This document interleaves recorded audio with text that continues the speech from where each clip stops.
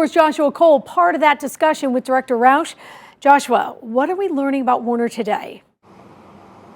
Hey there, Carol. Yeah, well, what I thought was really interesting in that discussion was Director Rausch kept calling this a puzzle and that multiple agencies are working on putting it all together.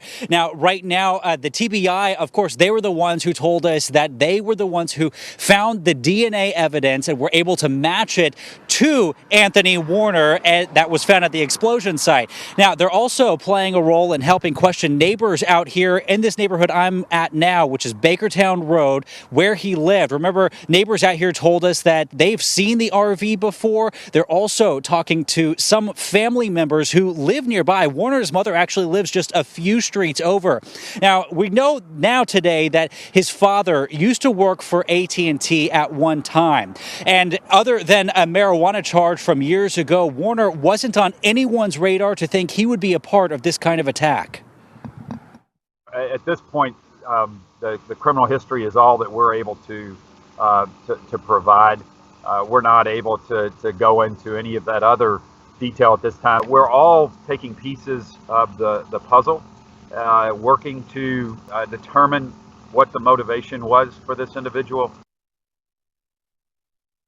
You may remember when we brought you the story about the DNA evidence, the TBI told us that they found DNA inside a vehicle that belonged to Warner. Now, the FBI, put out another picture of Warner today, and you may see in that it looks like he's in a white van. And we're a little bit further away from Warner's house because looking in Warner's backyard, you can see a white van posted right there, still sitting in the backyard. So we know that the FBI, AFT were all out here on Saturday collecting evidence, so we don't know if that might have been where they got the evidence from, but you can see a lot of pieces starting to come together in full circle of this. Now, coming up tonight at 6, we talked to the woman who says that Warner actually used to work for her, doing IT for her, so she gave us some insight on what he was like. And also, we're going to talk a little bit more about Warner's house out here because there's some lawsuit attached to it, as well as some controversy with his family even, and we'll bring you that again at 6 o'clock.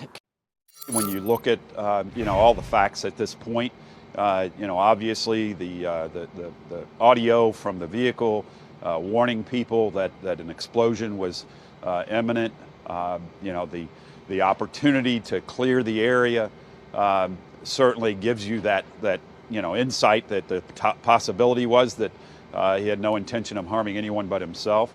It does appear that the intent was more destruction than death. But, again, that's all still speculation at this point. And what a scene of destruction that is. That's the director of TBI. Today, he had a special discussion with reporters to give insight into that investigation of Anthony Warner. We are just 3 days removed from the Christmas bombing in downtown Nashville, but we already have a face for the crime that rocked the city. And thanks for joining us on air and streaming inside our News 4 app here at 11:30. Both local authorities and the FBI have tied Anthony Quinn Warner to the explosion. Parts of 2nd Avenue were destroyed when an RV exploded early Christmas morning. And News 4's Carly Gordon is live downtown. Carly, walk us through what happened over the weekend that helped break this case.